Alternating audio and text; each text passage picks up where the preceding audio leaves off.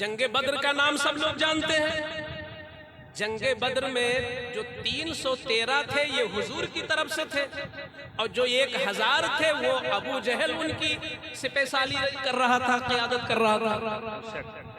लेकिन ये सूए इत्तेफाक कहिए कि सिद्दीक़ अकबर हुजूर की तरफ से और इनका सगा बेटा अब्दुर्रहमान अबू जहल की तरफ से बिल्कुल इस्लाम के खिलाफ उतरा हुआ था।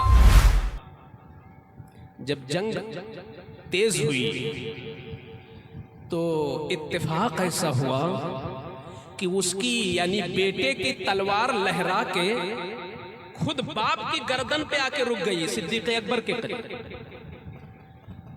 सिद्दीक़ अकबर पर पूरा काबू पा गया बेटा। बेटा चाहता तो 1 मिनट लगता गर्दन उड़ा देता। कौन? अब्दुर्रहमान, अभी ईमान नहीं लाए। लेकिन जैसे उसने देखा कि अरे ये तो मेरे वालिद हैं, तो खूनी रिश्ता उसके अंदर से अंगड़ाई लेता है और उसने तलवार हटाया। माशाअल्लाह। तलवार हटाया, जंग आगे बढ़ गई। बहरहाल आया गया, खत्म। जब बाद में उनको दौलते ईमान मिल गई अब्दुर्रहमान को, और वो भी सहाबी रसूल हो गए, तो एक दिन उनको याद आया, रे खुदा ना खास्ता मैंने मार दिया होता तो क्या हाल होता।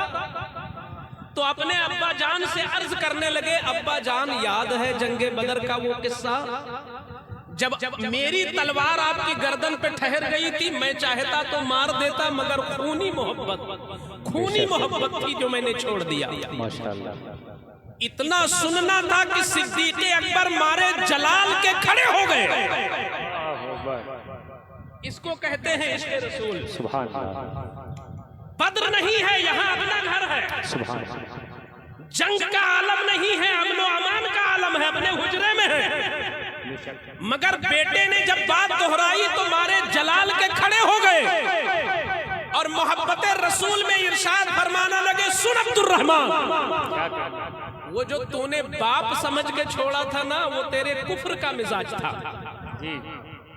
क्या बात। और अगर मामला उल्टा होता कहीं कि तेरी गर्दन पर मेरी तलवार आती, तो ईमान का मिजाज ये नहीं है। ईमान का मिजाज ये है कि जो कुछ है वो मुस्तफा है, जो कुछ है वो रसूलुल्लाह है। ऐ अब्दुर्रहमान सुन, जरा मसलक अबू बकर का सुन ले कि अगर तेरी गर्दन पर मेरी तलवार आई होती और मैं तुझे पहचान लेता कि तू मेरा बेटा है, तो मैं बहुत जल्दी करता और बड़ी जल्दबाजी के साथ मैं तेरी गर्दन को काट कर दुनिया वालों को बता देता कि ऐ दुनिया वालों सुन लो, अगर तुम्हारा बेटा भी रसूलुल्लाह से हटा हुआ है तो बेटा बेटा नहीं है, बल्कि ऐसे बेटे की गर्दन काट करके ये सबूत पेश किया जाता है कि पक्का मुसलमान वो है जो अज़मत मुस्तफा की हिफाजत में अपने सगी औलाद को भी काट दे। ये सिद्दीक़ अकबर ने कहा। हाय हाय, क्या इश्क था, क्या इश्क था, कहां कहां बयान किया जाए। गारे सौर में देखो तो अलग अंदाज है, शबे हिजरत में देखो तो अलग अंदाज है, बदरो उहुद में देखो तो अलग अंदाज है। हर जगह मोहब्बत दिखाते रहे, लेकिन जब आखिरी वक्त आया, आपके विसाल का कुछ वक्त रह गया, आपके विसाल में खलीफा थे, खलीफे अव्वल थे, तो अपनी बेटी को बुलाया, हजरत आयशा को, और कहा, ऐ आयशा ये बता दो जरा, मेरा आखिरी वक्त है, जरा तुम बता दो अपने मुंह से कि मेरे हुजूर सल्लल्लाहु अलैहि वसल्लम का विसाल किस दिन हुआ था। हजरत हाँ, एक ऐलान भी सुन ले, अगर हजरत तशरीफ लाए तो कोई भी अपनी कुर्सी से नहीं उठेगा, इसलिए कि हजरत पहले शायद मैन भाई बता रहे हैं कि घर जाएंगे उसके बाद आएंगे। आप अपनी जगह पर बैठे रहिएगा, बस हजरत को जाने के लिए जो रास्ता है वो रास्ता हमवार कर दीजिएगा, बाकी आप बैठे रहें, बिल्कुल नहीं उठिएगा।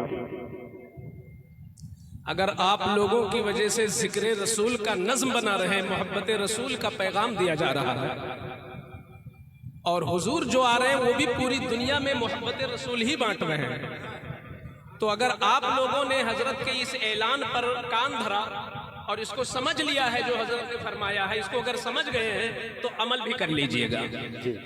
कहीं कहीं अदब यही होता है कि बैठे रहा जाए, और कहीं अदब होता है कि खड़े हो जाए। अलग अलग मौके होते हैं।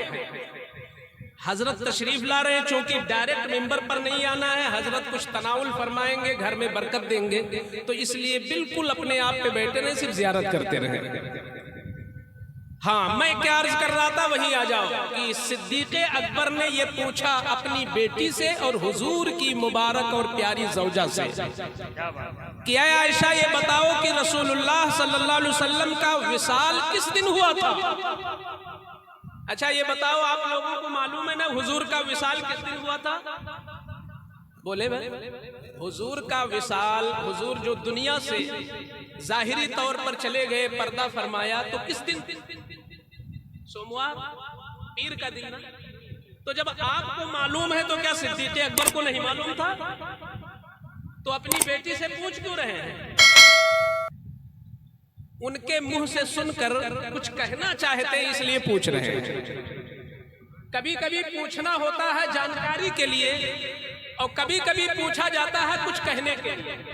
क्या बात? तो आयशा से पूछ रहे हैं कुछ कहने के लिए। आयशा ये बताओ हुजूर का विसाल किस दिन हुआ था? तो जबान उनकी अरबी थी हजरत आयशा की, तो उन्होंने अरबी में कहा, तुफ़िया रसूलुल्लाह सल्लल्लाहु अलैहि वसल्लम यौमल इस्नैन व अलैहि सलासतु अस्वाबिन बीस। अब्बू जान, आकाए करीम का जो विसाल हुआ वो पीर का दिन था, और जब आपको कब्र में उतारा गया तो जिस्म पर 3 कपड़े थे और रंग सफेद था। उन्होंने पूरी बात कह दी कि रंग सफेद था, 3 कपड़े थे। अब सिद्दीक़े अकबर का जरा जवाब सुनो। कहते हैं आयशा सुनो, मैं भी अल्लाह से दुआ मांगता हूं कि ऐ मेरे मौला, अगर तेरे नबी तेरी बारगाह में पीर को गए हैं तो गुलाम को भी पीर ही के दिन बुलाना। क्या बात है, वाह! क्या इश्क! गुलाम को भी पीर ही के दिन बुलाना। और ऐ आयशा सुनो, मैं वसीयत करता हूँ, इधर देखिए, इधर देखिए, इधर। मैं वसीयत करता हूँ कि जब मुझे कब्र में लिटाया जाए तो रसूलुल्लाह की सुन्नत के मुताबिक मुझे भी कफन दिया जाए। हजरत तशरीफ ला रहे हैं। माशाअल्लाह। आप हजरात बताएं, नारे तकबीर, नारे रिसालत, आमदे हुजूर गुलजार मिल्लत, आमदे हुजूर गुलजार मिल्लत, फैज़ाने हुजूर सरकारे मसौली, फैज़ाने हुजूर सरकारे मसौली, मसलके आला हजरत, मसलके आला हजरत, हुजूर पीरे तरीक़त, नारे तकबीर, नारे रिसालत,